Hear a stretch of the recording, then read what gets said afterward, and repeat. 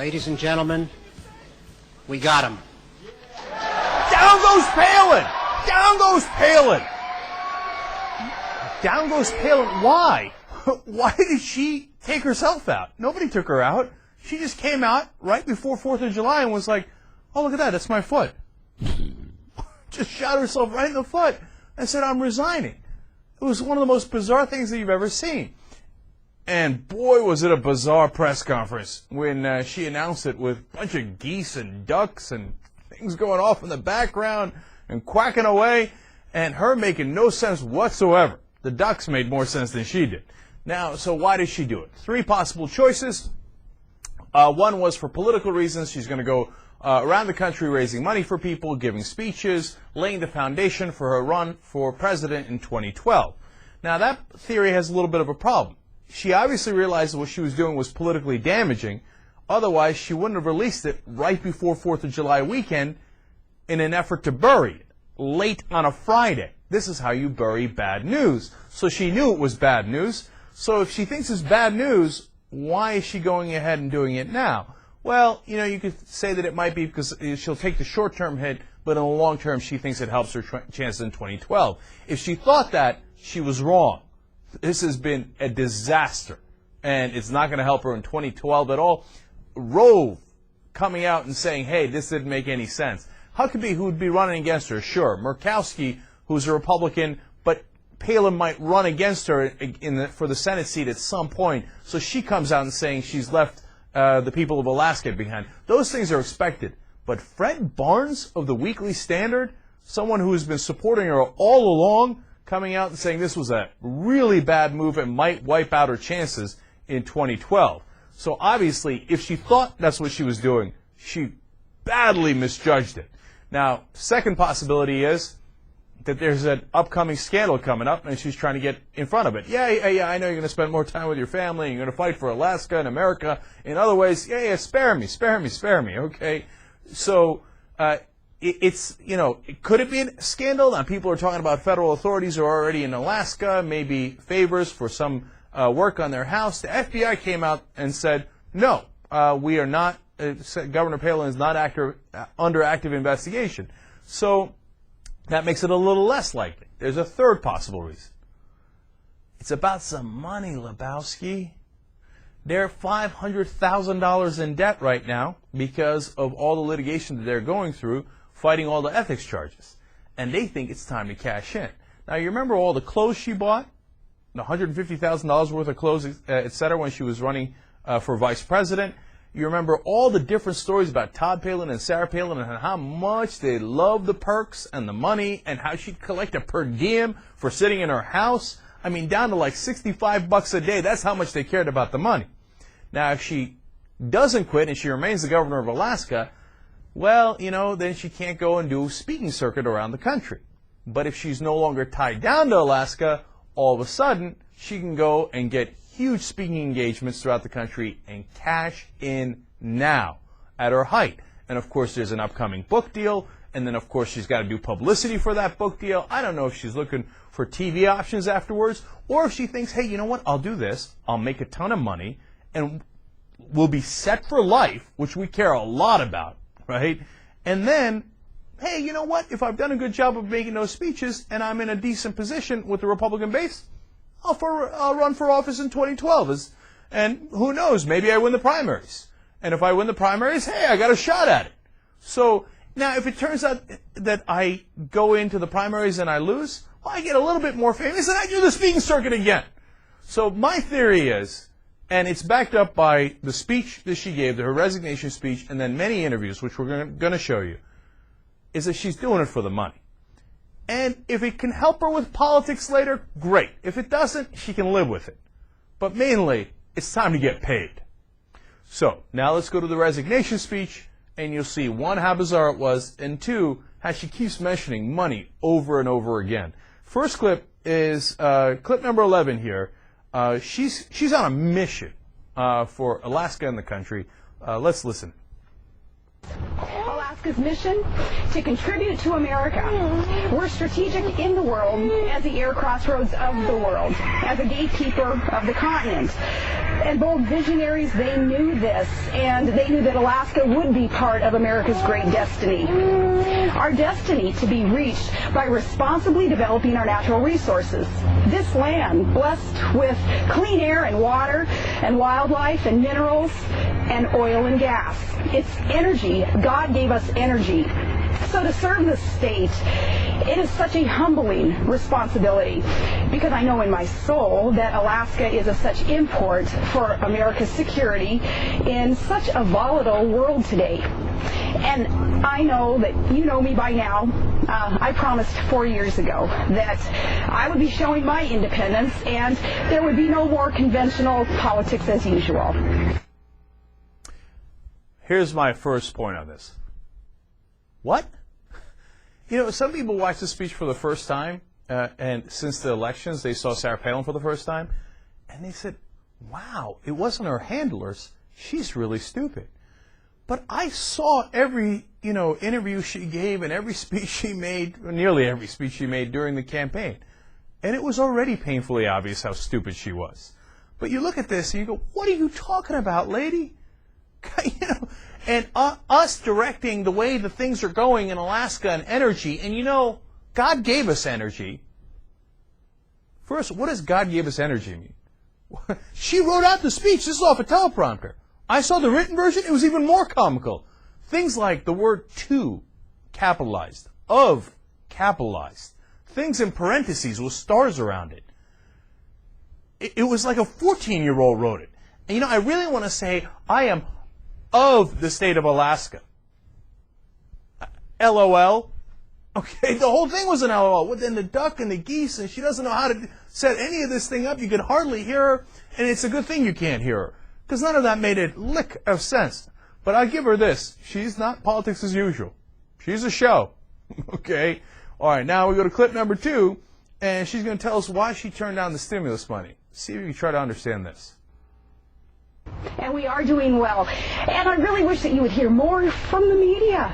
More from the media of your state's good progress and how we tackle outside interests, special interests daily we're tackling. Those interests that would stymie our state. Even those debt-ridden stimulus dollars that would force the heavy hand of federal government into our communities with an all-knowing attitude.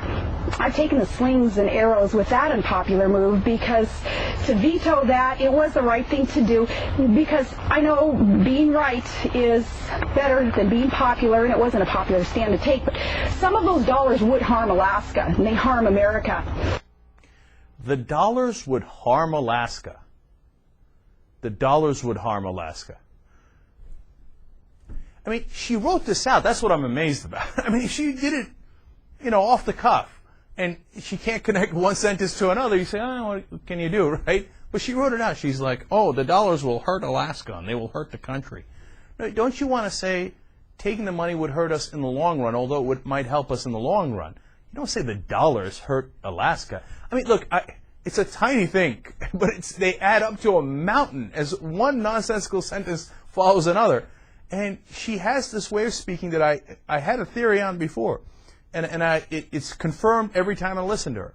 They taught her how to speak in public when she was on TV. Remember, she was a sports anchor on TV?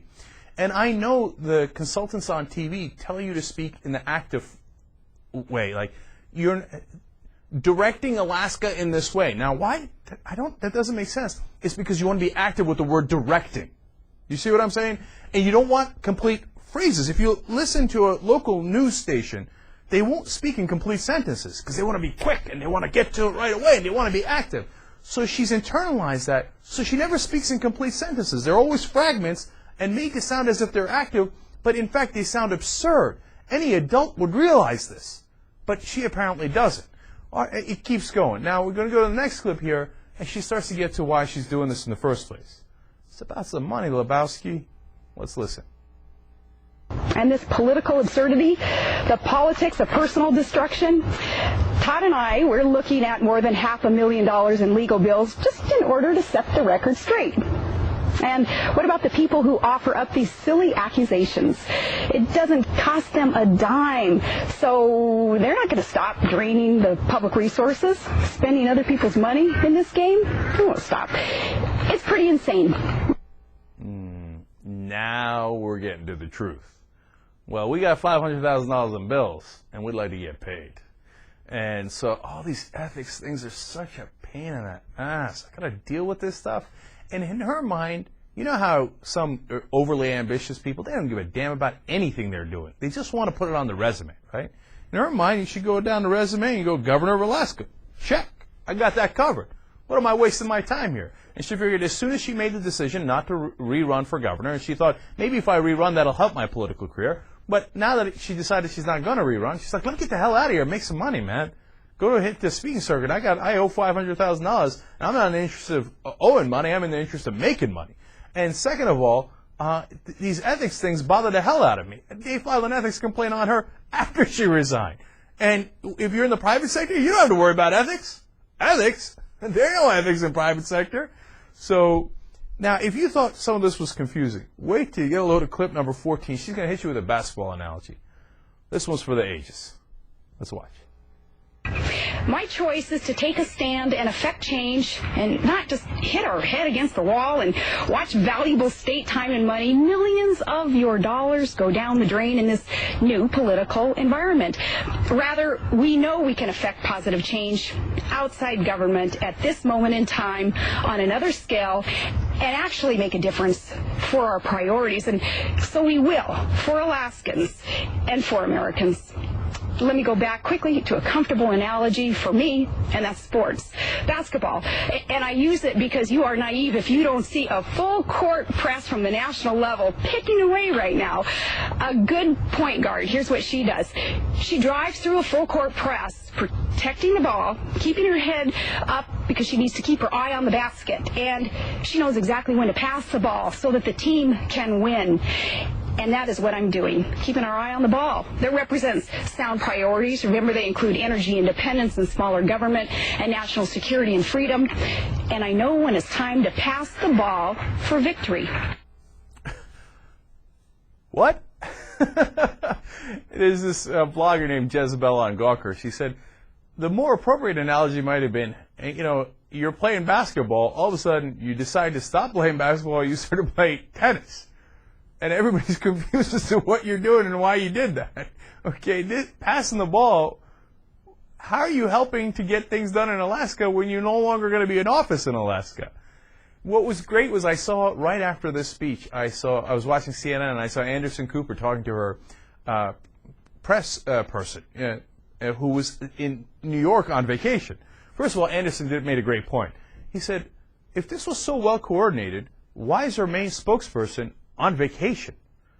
And her spokesperson said, well, you know, in Alaska we care about family, and family comes first, and we had already planned this vacation. Oh, my ass. It's because she decided to do it at the last minute. She didn't even bother telling her spokesperson. It's crazy, right? But then when her spokesperson started talking about this analogy, Anderson Cooper was like, I don't know a thing about basketball. Please stop talking about that.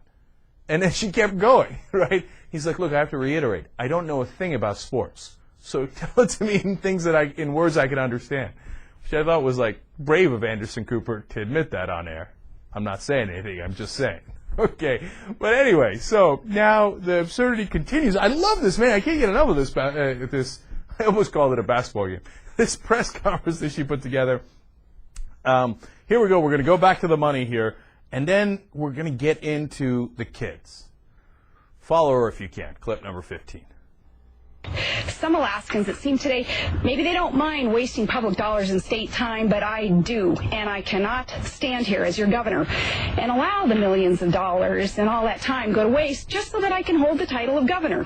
And I don't know if my children are going to allow it anyway. Some are going to question the timing of this, and let me just say that this decision has been in the works for a while. In fact, this decision comes after much consideration, prayer and consideration. And finally, I polled the most important people in my life, my kids, where the count was unanimous. Well, in response to asking, hey, do you want me to make a positive difference and fight for all our children's future from outside the governor's office?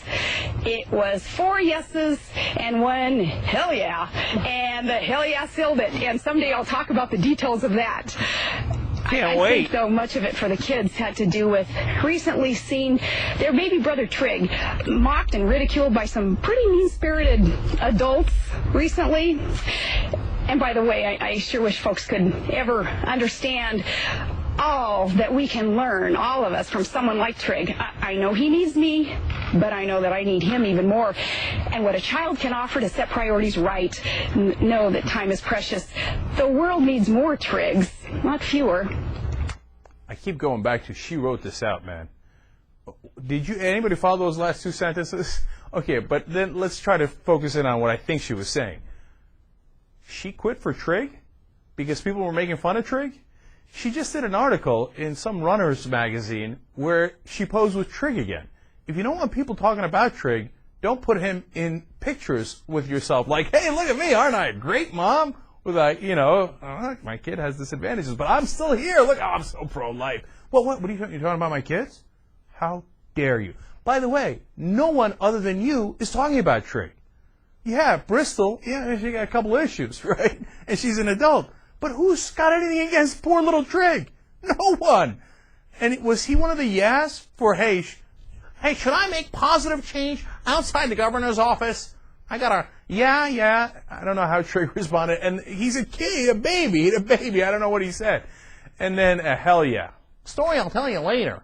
Can't wait, Sarah. Gee, I wonder how the kids got into it. Letterman says later, he's like, did I cause this? Was I at fault here? Come on, stop bringing your kids into this. It's such a weak defense shield that she puts up. Anytime you criticize how painfully stupid she is, she goes, are you talking about my kids? No, I'm talking about you. Don't bring Trig into this. Okay, so now finally on her resignation speech, here's clip number 16. She's going to round it up. Let's go. Really, we just got to put first things first. And first things first, as governor, I love my job, and I love Alaska. And it hurts to make this choice, but I'm doing what's best for Alaska, and I have explained why. Though I think of the saying on my parents' refrigerator, a little magnet that says, don't explain, your friends don't need it, and your enemies won't believe you anyway. But I've given my reasons. There's no more politics as usual, and I'm taking my fight for what's right for Alaska in a new direction. Outside of Alaska. Don't bother explaining. Your enemies will hate you anyway. That's why you just did a 15-minute speech explaining it. And you were right, or your parents' magnet was right. It didn't help you at all. Okay. Now, if you had given a coherent speech and you explained a real reason why you're leaving, okay, then maybe it would have helped you. But I love, again, another defense shield she puts up. She spews this load of crap and then says at the end, hey, don't you dare come against me and asking why I quit. Remember my parents' magnet. You're one of my enemies.